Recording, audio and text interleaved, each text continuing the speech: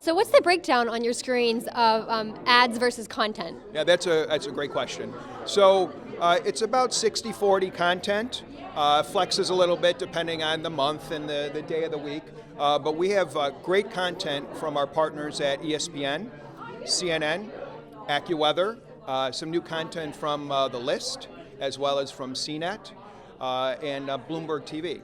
So we've created a content mix that is bite-sized, snackable, ready, and fresh pretty much 24 hours a day.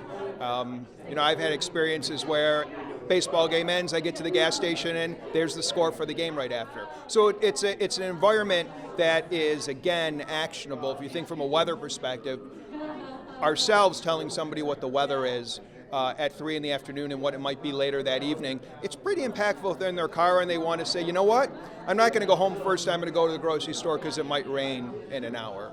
Again, actionable.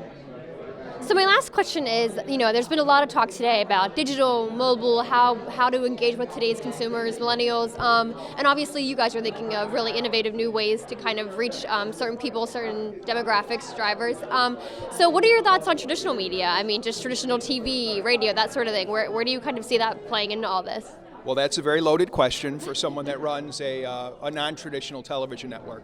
I think people have been very kind to television today, and I think people have been very kind in general. Do you have a DVR, or do you watch OTT? I don't know what your habits are, but if you took a survey in the room, you would find very few people, other than live sports and some live entertainment, actually see commercials. They don't. It's just a fact. I have not seen a commercial on television literally we started the company 10 years ago, so it's about 10 years. The fact is, we're even seeing that live sports is starting to be DVR'd, and people are waiting to just catch the last 10, 15 minutes of the game live and watching all the highlights at their own time and their own speed.